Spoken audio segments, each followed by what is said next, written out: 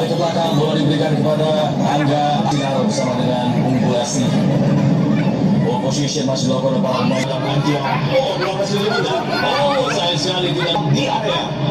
Dan counter kali ini. Segera menunjukkan bahwa dirinya coba untuk membangun mentalitas terhadap para pemain lain ya. Kita menentukan selain ya pemain di hadapan pemainnya sendiri, tapi kita tidak boleh inferior untuk gol gawang melawannya melalui permainan langsung dari belakang ini. Betul. Lihat. Ya, sangat kembali dibangun oleh para pemain Indonesia. Pemain sudah mulai bisa beradaptasi ya dengan Indonesia. Mari mereka. Oh, satu tendangan tadi.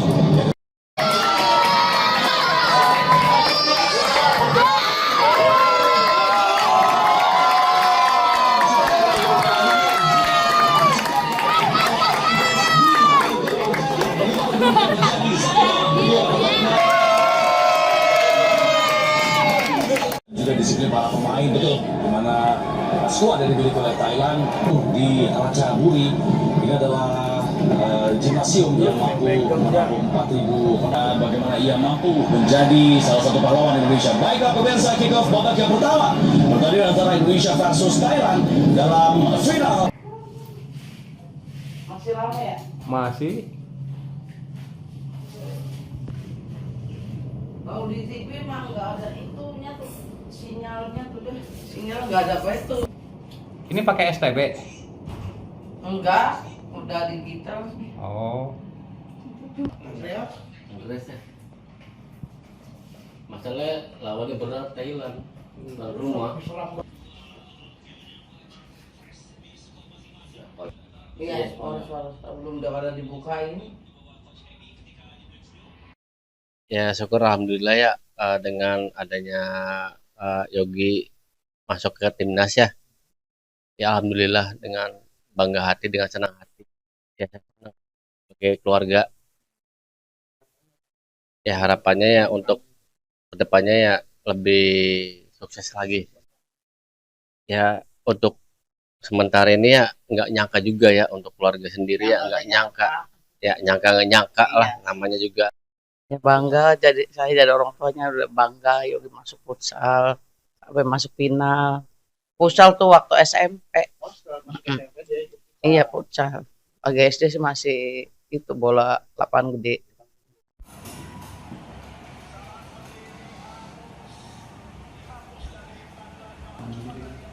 Itu yang lawan mana? Lawan Vietnam, Pak. Emang top ini. Gi, sliding Gi. Yogi. Iya, bagus Gi. Yogi ya.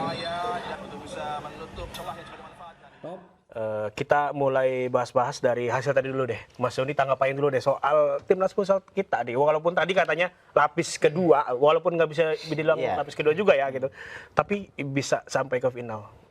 Ya kalau menurut saya pribadi ya, ini disebut lapis kedua mungkin kurang excited lah ya. Karena yang gua tahu pemain-pemain ini di liga itu jam terbangnya sangat banyak. Jam terbangnya sangat banyak pemain-pemain, apalagi pemain-pemain debut kayak Imam Ansori, Ipang Suma itu lagi bagus-bagusnya. Terus Enet juga di Favaga itu lagi bagus gitu. Jadi kalau gue lihat timnas futsal sekarang dengan sistem yang bagus ya, di klubnya bagus, terus semua pelatih juga sekarang udah mulai pakai analis data analis. Jadi setiap pemain individu, tim semuanya terdata dengan rapi. Jadi semua pemain itu saat ini kalau gue lihat di pertandingan kemarin itulah hasil mereka di liga yang bagus sehingga menciptakan pemain-pemain timnas yang bagus. Terlepas dari kata media-media luar ini lapis kedua, kalau menurut gue sih imbang lah ya. Tinggal mereka beberapa tahun ke depan juga udah bisa mengisi kekosongan nanti pemain-pemain senior yang masanya udah mulai redup. Oke, tapi kalau misalkan kita lihat hasil akhirnya juara 2 itu memuaskan atau enggak dari Mas Joni? Ya kalau dibilang memuaskan ya sangat memuaskan ya, karena yang tadi balik lagi pemain-pemain ini banyak pemain debutan yang mampu menunjukkan masuk sampai ke puncak final. Momennya sih kemarin di semifinal sebenarnya. Iya. Mereka menang di Iya banget ya. semifinal, di mana lawan kita jelas ya. Di semifinal itu langganan di Asia itu ya bagus lah. Vietnam Vietnam Piala Asia juga ya. Kalau dari Mas Andri gimana Mas Andri? Oke, pertama kita apresiasi dulu ya kepada coach dan juga seluruh pemain. Artinya kalau kita telusuri dari awal ya, target kita di AFF kali ini kan kalau nggak salah ya coach Hector bilang kita cukup sampai semifinal kan. Nah, dengan sekuat yang dibawa artinya ini sudah lebih dari cukup lah. Target, Jadi untuk teman-teman di luar sana yang masih mengatakan ya spesialis runner up itu menurut saya perlu direvisi karena kita lihat timnas futsal kita sedang bagus. Menurut saya yang paling penting sekarang adalah habit kita itu ada di sana. Kalau nggak semifinal ya final gitu. Gimana cara maintenance ini sih yang penting menurut saya. Jadi soal apakah kita juara 2 itu mah urusan lain. Yang penting sekarang adalah bagaimana dengan skuad yang ada. Coach Hector pernah bilang kalau kita punya skuad 30 sampai 40 pemain dan kita bisa ibaratnya menjadikan level semifinal ataupun final sebagai tempat di mana kita seharusnya berada. Menurut saya itu yang paling penting. Jadi gimana kita sustain ke depan. Jadi jangan sampai lagi artinya siapapun yang diturunkan lah menurut saya. Karena yang saya lihat sebagai penonton ya, sistemnya Coach Hector ini benar-benar terlihat lah. Mau pemain siapa yang diturunkan. Paling nanti ada beberapa human error lah yang mungkin pada saat aplikasinya yang kurang. Tapi secara keseluruhan menurut saya kita sudah di jalan yang benar lah untuk futsal kita ke depan lebih baik. Ini berarti sedang membangun Iya. habitat baru bahwa habitat kita itu adalah semifinal dan final. Iya, Level kita tuh bukan lagi kualifikasi dan segala macam gitu ya. Kalau kalah di fase grup agak-agak gimana gitu kan. Karena kita lagi pegang momentum sekarang. Lagi pegang momentum. Tapi kalau lihat keseluruhan turnamen sendiri kembali ke Mas Joni, itu overall pemainnya kayak gimana sih? Statistik pemainnya siapa yang paling menonjol, siapa yang Ya jelas ya kalau yang paling menonjol rata-rata kemarin pemain yang kemarin bermain di Piala Asia ya pasti ada Dewa, Rizky sama Yogi.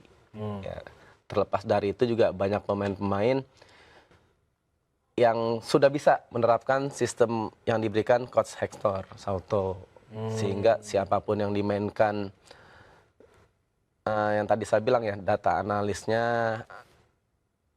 rapi gitu. Ini semua staf kepelatihan memberikan